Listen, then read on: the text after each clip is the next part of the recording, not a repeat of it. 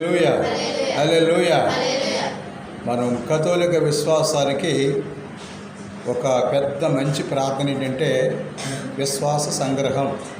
విశ్వాస సంగ్రహం అంటే ఏంటి? ఆనాడు అపోస్తులు చెప్పినటువంటి ప్రార్థన. అది అపోస్తుల విశ్వాస సంగ్రహం అంటే దానిని 12 భాగాలు ఉన్నాయి. కాబట్టి ప్రధాన పుణ్యాలు ఏంటి మనిషి తెలుసుకోవాల్సింది 3 కలిగి ఉన్నాం. ఒక్కసారి మనం చూసినట్టయితే దేవుని వాక్యంలో మొదలు కొరింథీ పత్రిక 13వ అధ్యాయం 13వ వచనం, కొరింథీలు రాసినటువంటి మొదటి లేఖలు మనం చూస్తున్నాం. ప్రధాన పుణ్యములని కావున విశ్వాసము, నిరీక్షణ, ప్రేమ అని ఈ 3 నిలిచిండును, వీనిలో శ్రేష్టమైనది ప్రేమ. కాబట్టి విశ్వాస సంగ్రహములు దాగి ఉన్నది ఏంటంటే 3 సత్యాలు మనం దానిలో గ్రహించాలి. ఒకటేంటి? విశ్వాసం. అందుకే విశ్వాస సంగ్రహం చెప్పుకుందామంటే ఆనాడు తొలినాటి రోజుల్లో మరి అపోస్తులు చెప్పినటువంటి ప్రార్థన ఇది మనం చాలా బలమైన ప్రార్థనగా మనం చూసుకోవాలి. అందుకని ఆ 12 మాటలు కలిగినదే విశ్వాస సంగ్రహం. ఆ విశ్వాసానికి సంగ్రహం ఏంటంటే దాని భావం ఏంటంటే ఈ 12 అంశాలు ఉంటాయి దాంట్లో. అలాగే అసలు విశ్వాసం అంటే ఏంటి? విశ్వాసం ద్వారా మనం ఏం చేస్తున్నాం? దేవుణ్ణి తెలుసుకుంటున్నాం. దేవుని స్తోత్రం. రోమపత్రిక 10వ అధ్యాయంలో 17వ వచనం, రోమపత్రిక 10వ అధ్యాయం 17వ వచనం చదివినట్లయితే, కనుక వినుట వలన విశ్వాసము కలుగును, వినుట క్రీస్తుని గూర్చిన అది. కాబట్టి విశ్వాసం ఎలా వస్తుందంటే వాక్యాన్ని బట్టి మనకి విశ్వాసం వస్తుంది. గత నెలలో రోజరీ ప్రార్థన మనం చేసాం, జపమాల ప్రార్థన. దానిలో సత్యం ఏంటంటే విశ్వాసాన్ని ప్రకటించడమే, ఆ క్రీస్తుని ప్రకటించడమే విశ్వాసానికి ఉద్దేశం. అందుకే విశ్వాసం కలిగిన వాడు నీతిమంతుడిగా జీవిస్తాడు. రోమపత్రిక 1:17 వచనం, నీకు విశ్వాసం ఉందని సరిపోవడం కాదు, వాక్యం కలిగి ఉంటేనే నీకు విశ్వాసం ఉన్నట్లు. ఏలైనా మనుషులను సువార్త వ్యక్తపరుచున్నది విశ్వాసం మూలముగా అంతకంతకు విశ్వాసము కలిగినట్లు జరుగును, విశ్వాసము ద్వారా అది. కాబట్టి విశ్వాసం ద్వారా నీతిమంతుడు జీవిస్తాడు. దేవుని స్తోత్రం. అందుకని విశ్వాస ప్రమాణం, విశ్వాస సంగ్రహం. అందుకనే ఈ ప్రార్థన మనకి ప్రతి ఒక్కరు కూడా అర్థం చేసుకుంటే నీకు బైబిల్ అర్థమైనట్టే. దాని ఎన్ని మాటలు చెప్పాను? 12 మాటలు. 12 మాటలు ఎవరు చెప్పారు? ఆనాడు తొలినాటి ఆ దేవుడు ప్రభు పిలుచుకున్నట్టు అపోస్తులు చెప్పినటువంటి మాట. అది ఎక్కడ చెప్పారంటే గలిలియా కొండ మీద చెప్పారు, గలిలీ సేవలు చెప్పారు. మనం చూస్తున్నాం మనకి దేవుని వాక్యంలో తెలియపరచడం మత్తయి సువార్త 28వ అధ్యాయము 16వ వచనం నుండి, అక్కడ గలిలే కొండ మీద అంటే యేసు ప్రభు పరలోకానికి ఆరోహణమై ముందుగా ఈ 12 మంది 12 మాటలు చెప్పి లోకాంచి వరకు కూడా వారి సువార్త ప్రకటించడానికి ముందుకు సాగారు. వారి తర్వాత వచ్చినటువంటి మరి కథోలిక విశ్వాసం ఇక్కడే గొప్ప బలమైంది. అందుకని మనం ఏక పవిత్ర కథోలిక తిరుసభని విశ్వసిస్తున్నాం. అదే అపోస్తల సంగ్రహంలో ఉందన్నమాట. ఏక పవిత్ర కథోలిక తిరుసభ అంటే ఈ 4 గుర్తులు ఉన్నదే తిరుసభ. అంటే యేసుప్రభు స్థాపించిన సంఘం ఆనాడు తొలినాటి సంఘం. ఆ తొలినాటి సంఘంలో ఏమున్నాయి ఒక్కరు చూస్తాం. అపోస్తల చర్యల గ్రంథం 2వ అధ్యాయం 42వ వచనంలో, అపోస్తల చర్యలో 2:42 వీరు అపోస్తల బోధహేందును సహవాసమందును రొట్టె విరుచుటేందును ప్రార్థించుటేందును అది. కాబట్టి ఎడతెగగా ఉన్నారు. వీరు అపోస్తల బోధ అంటే ఆనాడు చెప్పిన అపోస్తులు ప్రభు ఆ అపోస్తులకు అందించిన బోధ ఆనాటి నుంచి ఈనాటి వరకు ఈ గొప్ప సూత్రాలు. అంటే ఒకటి అపోస్తుల బోధ ఉండాలి, అక్కడ ఎవరిష్టాసారంగా బోధించడం కాదు. వీరు అపోస్తుల బోధ ఒకటి. రెండవది సహవాసం. సహవాసం అంటే ఏక పవిత్ర కథోలిక తిరుసభ. దేవుని స్తోత్రం. అందరూ చెప్పండి. చెప్పరా? కిందకు తలకాలు ఉంచుకోకూడదు, నాయక చూడాలి. వీరు అపోస్తుల బోధ ఎందును సహవాసమందును రొట్టె విరుచుటేందును అది. కాబట్టి మనం రొట్టె విరుచు దాన్ని దివ్య పూజగా మనం చూస్తున్నాం. అలాగే ఎడతెగక ప్రార్థన. అందుకని ఒకే ప్రార్థన విధానం. ప్రపంచమంతా కూడా ఈ దైవదర్శన క్యాలెండర్లో ఈరోజు ఏ పాఠం చదువుతున్నారో అదే పాఠం ప్రపంచమంతా క్యాథలిక్ చర్చిలో చదవబడుతుంది. ఈ సిస్టమ్ అంతా కూడా అర్థం చేసుకోవాలి. ఎవరిష్టసారంగా వాళ్ళు బోధించుకుంటూ వాళ్ళ ప్రజల్ని మభ్య పెట్టుకుంటూ వస్తారు. వీరు అపోస్తుల బోధ ఎందును, సహవాసమందును, రొట్టె విరుచుటెందును. అది కాబట్టి ఈ కొటేషన్ మీకు అర్థమైపోవాలి. ఈ కొటేషన్ ఏంటి? అపోస్తుల 2వ అధ్యాయము 42వ వచనంలో ఏముంది? సంజ ఏముంది దాంట్లో? వీరు అపోస్తుల బోధ ఎందును, సహవాసమందును, రొట్టె విరుచుట ఎందును, ప్రార్థించుట ఎందును ఎడతెగక ఉన్నారు. దేవుని స్తోత్రం. అందుకే నాడు దేవుని బిడ్డలుగా మన విశ్వాసం అంటే ఏంటి? విశ్వాసం అనగా ఏంటంటే మనకి కనిపించిన దేవుడిని పరిపూర్తిగా విశ్వసించడమే విశ్వాసం. దేవుని స్తోత్రం. దేవుని ఆజ్ఞలు నెరవేర్చడమే విశ్వాసం. ఎప్పుడైతే మనం ఆ వాక్యానుసారంగా జీవిస్తామో మన విశ్వాస పదంలో మనం నడుస్తాం. మొట్టమొదటిది ఏంటంటే వీరు అపోస్తుల బోధ, 2వది సహవాసం, 3వది రొట్టె విరుచుట, 4వది ఎల్లప్పుడూ కూడా ఎడతెగక ప్రార్థన చేసేటువంటి ఆ విశ్వాసములో మనం జీవించాలి. అందుకని ప్రధానమైన పుణ్యాలు, ప్రధాన సత్యాలు, ప్రధాన పుణ్యాల మీద మనం అర్థం చేసుకోవాలి. ఈ ప్రధాన పుణ్యాలు 3 ఒకటేంటి? విశ్వాసం, 2వది నిరీక్షణ, 3వది అది. మొట్టమొదటిది ఏంటి? ప్రధాన పుణ్యములు ఎన్ని? 3. ఒకటి విశ్వాసము, 2వది నిరీక్షణ, 3వది ప్రేమ. ఈ 3 కలిగిందే. ఈ 3 సంపాదించుకోవడానికే మనం సన్నిధికి వస్తున్నాం. ఈ 3 సంపాదించుకోవడం కోసమే ప్రార్థనకు వస్తున్నాం. అందుకనే ఈ 3 చాలా విలువైనటువంటి గొప్ప ప్రధాన పుణ్యాలు. అంటే మనం చనిపోయేలాగా ఈ 3 ఎక్కువగా సంపాదించుకోవాలి. దేవుని స్తోత్రం. మొట్టమొదటిది ఏంటి? దేవుని పట్ల విశ్వాసం, 2వది నిరీక్షణ. ఆదివారం ఎప్పుడు వస్తుందా? దేవుని సన్నిధికి వెళ్ళాలి, పాటలు పాడాలి, స్థుతించాలి అంటూ నిరీక్షణతో ఎదురు చూసే కాలం. అందుకని నిరీక్షణ చాలా అవసరం. 1 విశ్వాసం అవసరం, 2వది నిరీక్షణ అవసరం. రోమా పత్రిక 5వ అధ్యాయంలో మనం చూస్తున్నాం 5వ వచనం. ఈ నిరీక్షణ నిరాశను కలిగింపదు, ఏలైనా దేవుడు దానముగా మనకు వసిగిన పవిత్రాత్మ ద్వారా తన ప్రేమతో మీ వారి హృదయంలా నింపాడు. దేవుని స్తోత్రం. అందుకని ఈ 3 మనకి. ఈ నిరీక్షణ మనం ఏం సంపాదించుకోవాలి? విశ్వాసం. మళ్ళీ మర్చిపోతున్నారు. బైబిల్ కాన్సెప్ట్ ఉంటుంది. మొట్టమొదటిది ఏంటి? ప్రధాన పుణ్యం. మొదటిది ఏంటి? విశ్వాసం. 2వది ఏంటి? నిరీక్షణ. 3వది ప్రేమ. ప్రేమ అంటే ఏంటి? దేవుని ఆజ్ఞలు నెరవేర్చడమే ప్రేమ. ఒకసారి యోహాను సువార్త 14వ అధ్యాయంలో 15వ వచనం, మీరు నన్ను ప్రేమించినచో నా ఆజ్ఞలు పాటించరు, నేను తండ్రిని ప్రార్థించను, మీతో ఎల్లప్పుడూ ఉండుటకు మరొక ఆదరణకర్తను. దేవుని స్తోత్రం. అందుకని ప్రేమ నిదర్శనం క్రీస్తే.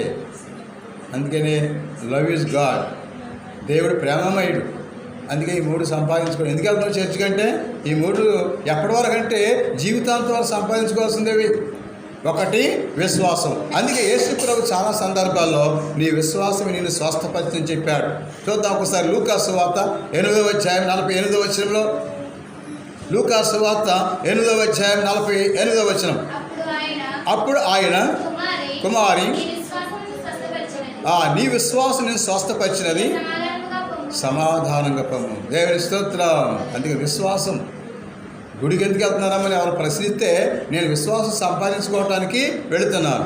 చర్చికి నువ్వు ఎందుకు వెళ్తున్నావు అంటే నాలో నిరీక్షణ కలిగి ఉండటానికి యేసు ప్రభు ఈ లోకానికి వస్తాడు. నిరీక్షణ కలిగి ఉండటానికి నేను నేర్చుకుంటానికి వెళ్తున్నాను.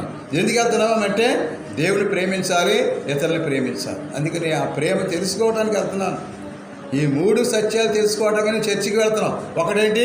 విశ్వాసం. అని చెప్పండి గట్టిగా.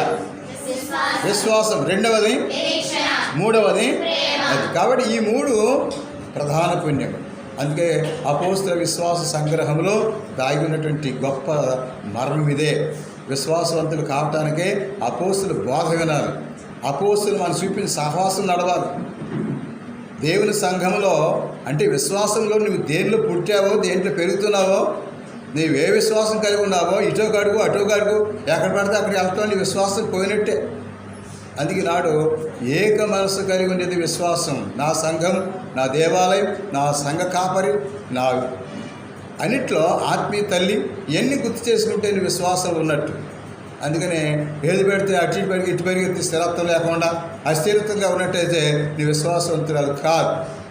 అందుకే ప్రభు అన్నాడు లూకా సువార్త 21వ అధ్యాయం 8వ వచనంలో, లూకా సువార్త 21:8, లూకా 21:8, అందుకు ఆయన మిమ్ము ఎవరును ఏంటమని మోసగింప ఉన్నట్లు మెలకుగా ఉండుడి, మోసపోకుడి, అనేకులు నా పేరిట వచ్చి నేనే ఆయనని కాలము సమీపించిననయు చెప్పేదారు, కానీ మీరు వారి వెంట అదనమాట. వాళ్ళు అక్కడ ఉన్నారు, ఇక్కడ ఉన్నారు, ఇది చెప్తున్నారు, వాళ్ళు చెప్తున్నారు. నీ విశ్వాసం ఎదిరిపోవటాకే, నీలో ఏకాగ్రత పోగొట్టడానికి. ఈనాడు నువ్వు కథోలిక విశ్వాసంలో జీవించావా ధన్యురాలు. చప్పలు కొట్టండి. ఏదైనా బోధ అంటే బోధ కాదు అది. అందుకని ఈనాడు వాక్యం చెప్తుంది. అందుకని నీకు ఉదయకాలంలో నీ చక్కని ప్రార్థన, ఆరాధన అన్నీ సమకూరుతుంటే మళ్ళీ నీ మనసు ఏదో ఇటు అటు స్థిరత్వం లేకుండా జీవించావంటే అస్థిరత్వంలో ఉన్నట్టయితే నీ జీవితం విశ్వాసం ఉండదో, నిరీక్షణ ఉండదో, దేవుని ప్రేమ కూడా తెలుసుకోలేదు. అందుకే ఈ గొప్ప విశ్వాస ప్రధాన పుణ్యములు ఏంటి? ఒకటి విశ్వాసం, రెండవది నిరీక్షణ, మూడవది ప్రేమ. ఈ మూడింటిని ఏమన్నారు? ప్రధాన సత్యాలు, ప్రధాన పుణ్యాలు. అంటే మనం చనిపోయేలాగా ఇవి సంపాదించుకోవడం అందరూ. చప్పడబట్టండి. కాబట్టి విశ్వాసం ఉందా నీకు? మళ్ళీ పరీక్ష. నీకు చాలంత విశ్వాసం ఉందా? అది గోడొకలాగా అటు ఇటు ఊగుతున్నావా? నీకు చాలంత విశ్వాసం ఉందా లేదు? ఒకటి. రెండవది దేవుని పట్ల నీకు నిరీక్షణ ఉందా? మూడవది దేవుని ప్రేమ నీకు ఉందా లేదా? అందుకనే మన విశ్వాసాన్ని కోలవేయటానికి, మన విశ్వాసం చెదరగొట్టడానికి అనేకమైనటువంటి ఈ లోకంలో ప్రయాణాలు లేదు. అందుకే అన్నాడు యోహాను, చాలా జాగ్రత్తగా ఉండమన్నాడు. మొదటి యోహాను రాసిన లేఖలు 4వ అధ్యాయంలో మనం చదివినట్లయితే అక్కడ యోహాను గారు తన లేఖలు రాశాడు. ఏమని? అంచె దినాల్లో ప్రభు రాకడ దినాలకు ముందుగా ఏం జరుగుతుందో చెప్తున్నాడు. ఏమని? మొదటి యోహాను రాసిన లేఖ 4వ అధ్యాయం 1వ వచనం నుండి అక్కడ మనం చూసినట్లయితే అయ్యానండి, ప్రియులారా, గట్టి చదవాలి. ప్రియులారా, కపట ప్రవక్తలు చాలామంది లోకమంతా వ్యాపించి ఉన్నారు కనుక ప్రతి ఆత్మని నమ్మక, ఆ ఆత్మలను దేవుని సంబంధమైనవో కావో పరీక్షింపుడు. సరే, కాబట్టి దేవుని సంబంధమైనది కాదని నీకు ఎలా తెలుస్తుంది? నీవు దేవుని విశ్వాసం, నిరీక్షణ, దేవుని ప్రేమ ఉంటే నీవు అది కరెక్టా కాదని చెప్పుకుంటావు. లేకపోతే అన్నీ కూడా ఒకటే అంటావు. అర్థమైందా ఏమా? ఏం చెప్తే అసత్య బోధకులు లోకమంతా బయలు వెళ్ళారు. 4 మాటలు నేర్చుకోవటం, 2 పాటలు నేర్చుకోవటం, వాళ్ళకి సంబంధించిన నాకు ఇష్టపూర్తిగా వాళ్ళ మాటలు చెప్పటం. ఇది అలా కాదే వాక్యం. దేవుని వాక్యం 2 అంచులు గల ఖడ్గం.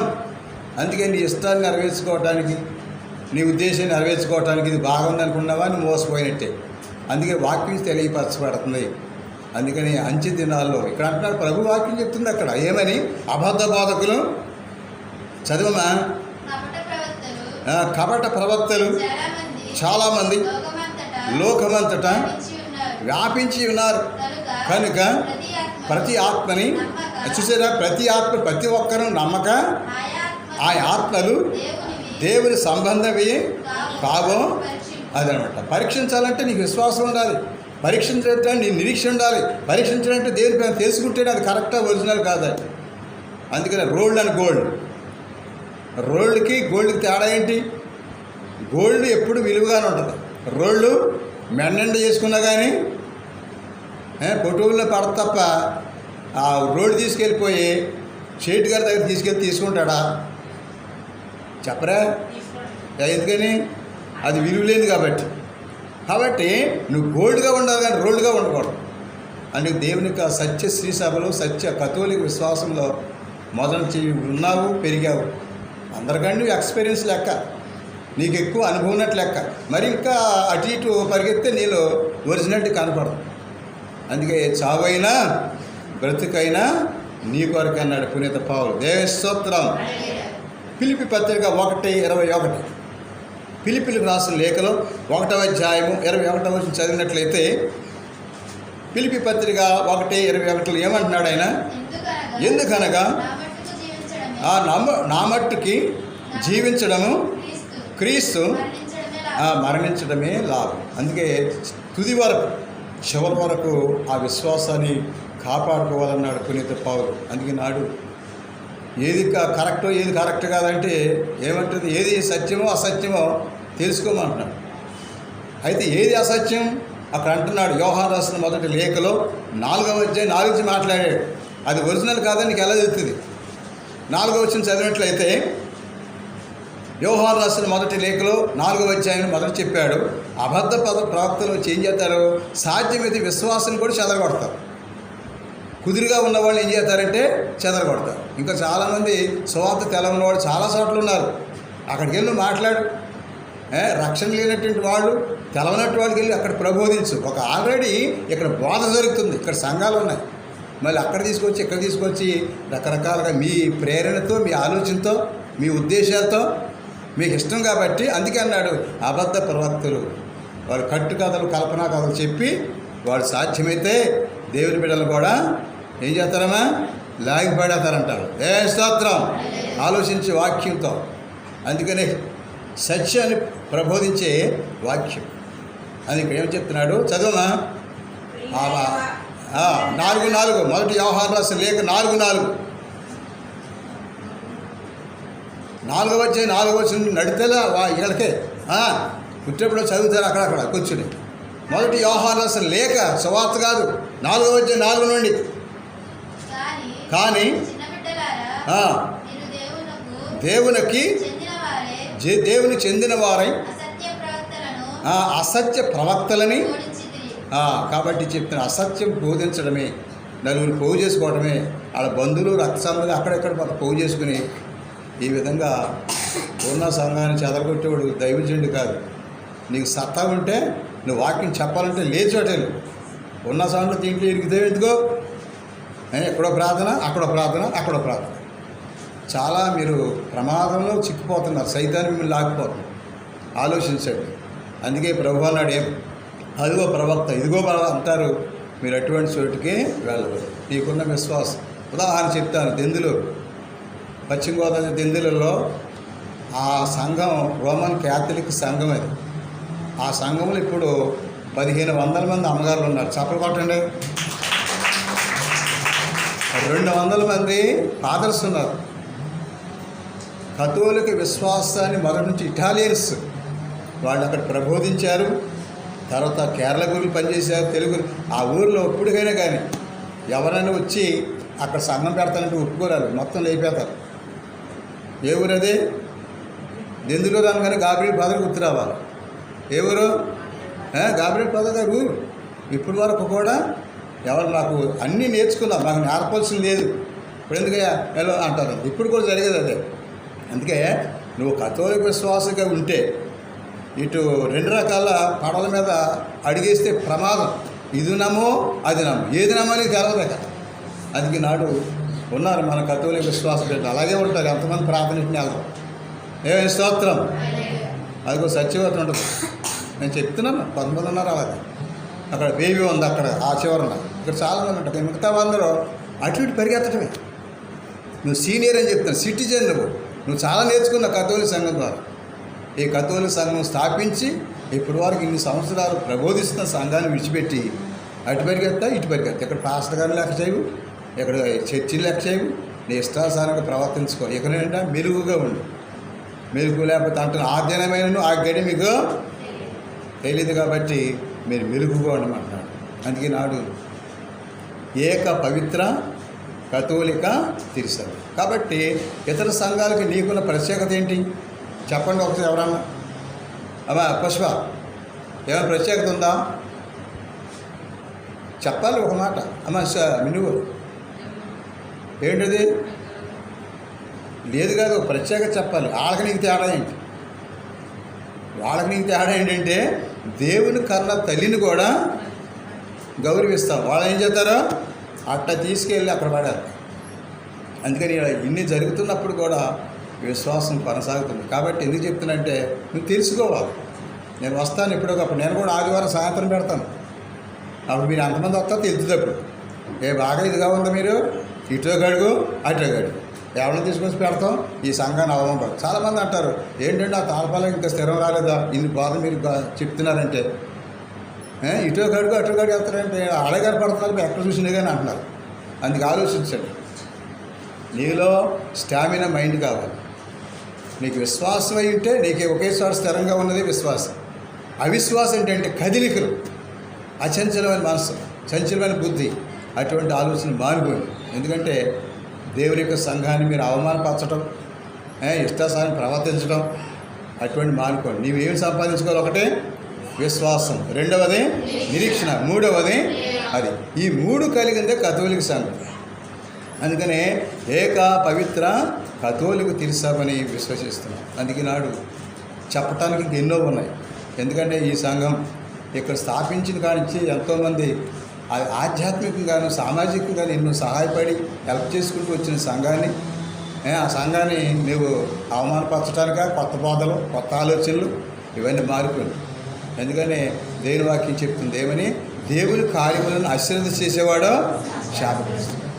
దేవునికి లోబడిన పిల్లలకి సంపాదించేదేమి ఉండదు, నువ్వు అలా కనపడతావు అంతే. అందుకే ఉన్న పట్టుని ఆ తల్లి మరియ తల్లి యొక్క ప్రేమలో జీవిస్తూ యేసుక్రీస్తు యొక్క రక్షణ వాక్యాన్ని మరి అంగీకరిస్తూ విశ్వాసగా సాగిపోయి ఆ భక్తి భావాన్ని దయచేయమని ఆ మనసారా ప్రభుని ప్రార్థన చేస్తాం. ప్రభు దేవుడు మరి మంచి విశ్వాసములు, కథోలిక విశ్వాసం జీవించే ఆ ధన్యత. ఎందుకంటే అందరూ నమ్ముతున్నారు, అందరూ బోధిస్తున్నారు. కానీ ఈ యొక్క వరవడిలో ప్రభు చూపించిన ప్రేమ అప్పటికిప్పటికీ మరి నెరవేర్చేదే ఈ ప్రేమ. అందుకే ఈనాడు మీరు చూశారు జెమీమా ఎవరో ఒక కథోలిక బిడ్డ. దేవి స్తోత్రం. అర్థమైందా? సెప్టెంబర్ 5వ తారీఖుని పుట్టింది ఆవిడ. మదర్ తెరీసమ్మకి కూడా సెప్టెంబర్ 5వ తారీఖే జన్మదినం ఆవిడ. కానీ మీరు చూశారు టీవీలో ఆవిడ వాడిన విధానం చక్కనటువంటి మరి ప్రపంచంలో పెద్ద పేరు వచ్చింది ఆవిడ. క్యాథలిక్ బిడ్డ ఆవిడ. చప్పలు పట్టండి. ఎందుకంటే ఆ వరవడి, ఆ క్యాథలికిజం, ఆ పట్టు, ఆ భక్తి, విశ్వాసం, కాన్సెప్ట్ మైండ్ వేరుగా ఉంది. అందుకే నాడు ప్రపంచంలో పేరు గాంచినటువంటి సందర్భంలో నాడు క్యాథలిక్ ఇన్స్టిట్యూషన్లో కథోలిక స్కూల్లో కాలేజీలు చదివిన వాళ్ళు గొప్పవాళ్ళు అయ్యారు. చప్పలు కొట్టండి. ఎందుకంటే ఒక క్రమం నేర్పింది కథోలిక సంఘం. ఒక క్రమం, ఒక భక్తి, విశ్వాసం, నమ్మకంతో ఆది నుండి కూడా నడిచేది ఏంటంటే కథోలిక సంఘం. అందుకనే మరి ఈనాడు ఈ బలమైన మాట, ఈ శక్తి గల మాట, మరి మదర్ తెరీసా ప్రపంచానికి సేవకురాలై, ప్రపంచానికే అనాథులకి, దిక్కులేని వారికి, పేదవాడికి ఎన్నో ట్రస్టులు పెట్టి మరి దేవునికి ప్రేమను చాటి చెప్పింది మదర్ తెరీసా. అలాగే సెప్టెంబర్ 5వ తారీఖుని ఆ జన్మించినటువంటి మరి జెమీమా అని ఆపించారు. మరి ఈనాడు మనం ఘనతే కదా. ఓ కథోలిక విశ్వాసం పెరిగిన బిడ్డ ప్రపంచ కప్పు తీసుకొచ్చిందంటే ఎంత ఘనత. దేవుని స్తోత్రం. అవునా కదా? అవునా కదా? ఆ జెమీమా ఎవరు బైబిల్ పరంగా చూస్తాం. మరి యోబు గ్రంథం 42వ అధ్యాయంలో 12వ వచనంలో చదువుతున్న బలమైన మాటలు. యోబు గ్రంథం 42వ అధ్యాయంలో 12ను చూసినట్టయితే యోబుకి కుమార్తెలు 3 ఉన్నారు. ఆ పెద్ద కుమార్తె పేరే చదవండమ్మా. యోబు గ్రంథం 42:12. మరి అధికముగా ఆశీర్వదించేది. 12వ వచనంలో యోబు కుమార్తెలంతా వారు అందగత్తెలని చెప్పి, యోబు కుమార్తెల పేరేంటి? పెద్ద కుమార్తె పేరు యోమీమా, అంటే ఇంగ్లీష్లో జెమీమా. రెండో కూతురు పేరు కెసియా, కెరహంపుకు. కాబట్టి ఇది చెప్పిన వరుస. యోబుకి పెద్ద కుమార్తె పేరే జెమీమా, ఇంగ్లీష్లో జెమీమా. అర్థమైందా? బైబిల్లో ఉంది ఆవిడ పేరు. చప్పలు కొట్టండి. కాబట్టి యోబు కుమార్తెలో భక్తి విశ్వాసాలు పెరిగిన వాళ్ళు ఆనాడు. ఆ తండ్రి ఎంత గొప్ప విశ్వాసో, ఆ తల్లిదండ్రులకి ప్రేమ ఎంత గొప్పదో. పెద్ద కూతురు పేరు జెమీమా, జెసికా రోడ్రిక్స్. అర్థమైంది ఎంత పేరు ఆవిడ ఈనాడు. అటువంటి ఆదర్శవంతుడి బిడ్డలను ఆదర్శం చేసుకుంటూ మంచిగా చదువులో, విద్యలో, జ్ఞానంలో అభివృద్ధి పడేటువంటి మనసు, అటువంటి ఆలోచన దయచేయమని ఆ ప్రభువుని ప్రార్థిద్దాం. పితాపుత్ర పవిత్రాత్మ నామమున ఆమేన్.